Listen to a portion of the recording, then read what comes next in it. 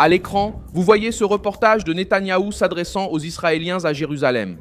Après une série de chocs au Moyen-Orient qui a complètement humilié l'Iran, cela se passe au même moment où Trump, au G7, affirme également que le régime iranien s'est rendu. L'humiliation s'accentue pour Téhéran car Netanyahou est apparu pour déclarer une victoire écrasante contre la menace immédiate de l'Iran. Pendant que Trump resserre l'étau du côté américain et précise qu'il n'y a pas de chèque en blanc, pas de récompense automatique et pas de voie ouverte vers la bombe nucléaire.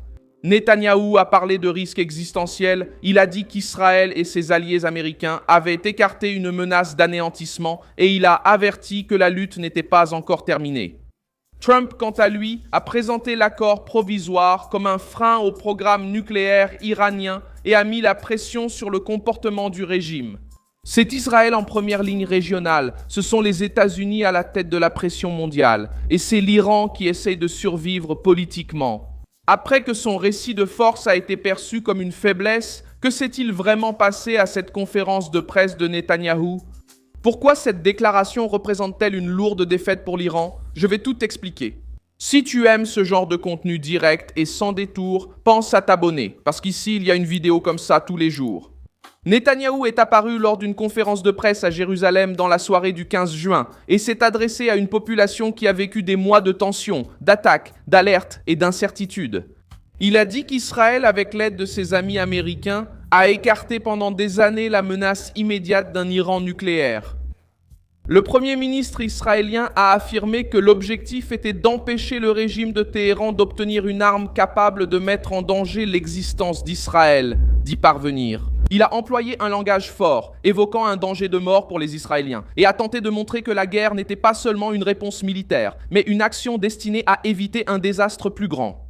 Cette déclaration n'est pas venue à n'importe quel moment. Elle est arrivée après qu'un accord provisoire entre les États-Unis et l'Iran soit devenu le centre de l'actualité internationale.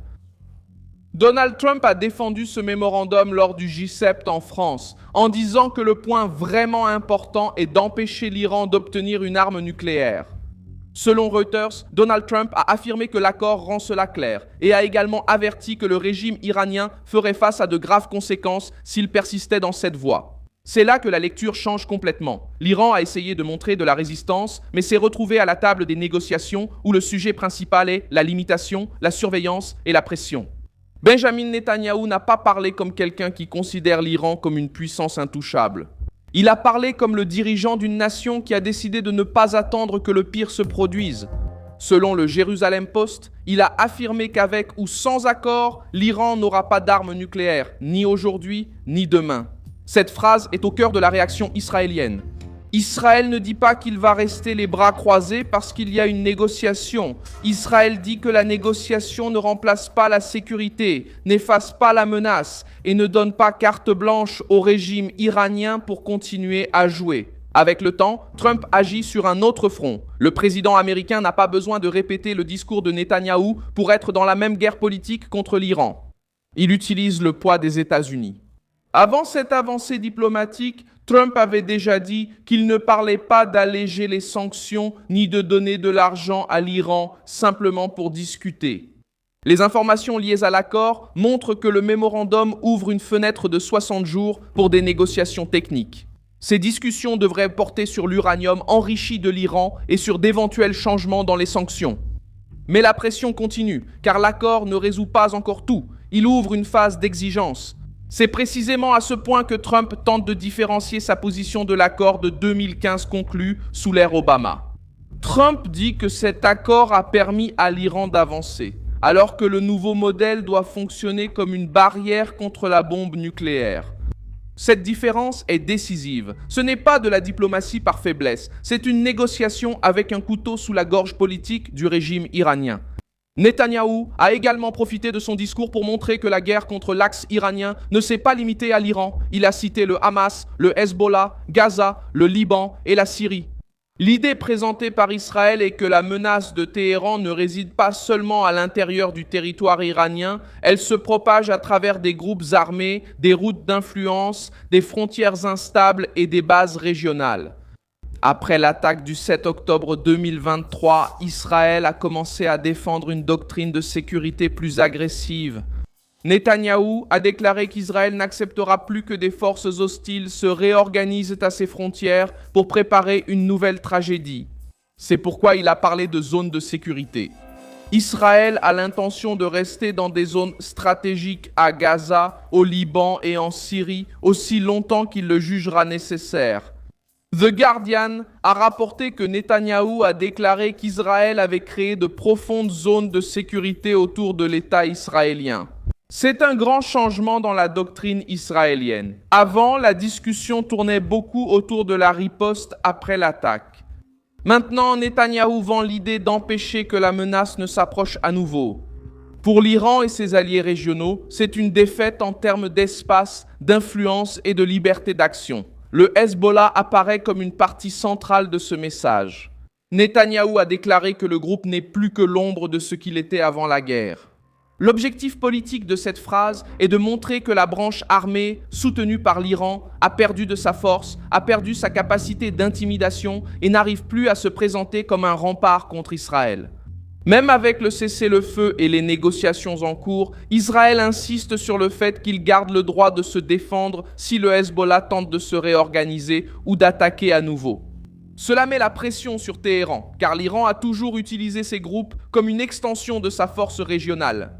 Le Hamas a également été mentionné dans le discours de Netanyahou comme faisant partie du même réseau de menaces. L'Iran veut apparaître comme le leader de la résistance au Moyen-Orient.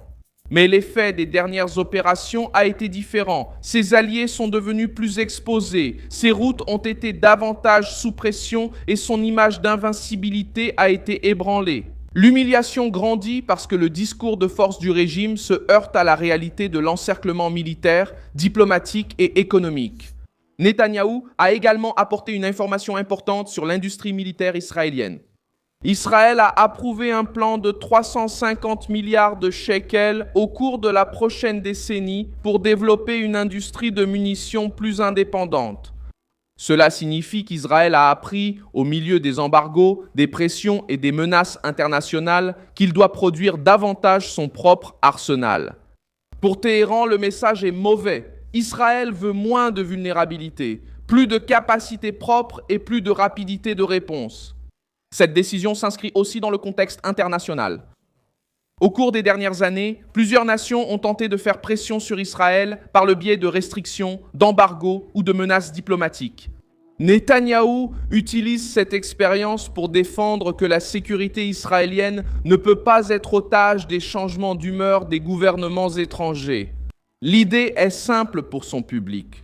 Israël a besoin d'alliés, mais il a aussi besoin d'autonomie. Et lorsque cette autonomie grandit, l'Iran perd un pari ancien, qui était d'attendre l'usure politique d'Israël pour gagner du temps. L'historique aide à comprendre pourquoi Trump et Netanyahou insistent autant sur la question nucléaire. En 2015, l'accord conclu sous l'ère Obama est devenu un symbole de concession pour de nombreux critiques conservateurs. Trump a retiré les États-Unis de cet accord pendant son premier mandat parce qu'il disait qu'il ne s'attaquait pas au programme de missiles et à l'influence régionale de l'Iran. Maintenant, en traitant le nouveau mémorandum comme une barrière, il essaie de montrer que l'erreur passée ne sera pas répétée. Pour la droite américaine et pour les alliés d'Israël, l'objectif n'est pas seulement de signer un document. L'objectif est d'empêcher Téhéran d'utiliser ce document pour gagner du temps. D'autres nations ont déjà vécu ce dilemme avec des régimes agressifs, lorsqu'une puissance autoritaire perçoit de l'hésitation. Elle a tendance à tester les limites. La Russie a testé les limites en Ukraine. La Chine teste les limites dans l'Indo-Pacifique. La Corée du Nord utilise la menace nucléaire comme moyen de chantage.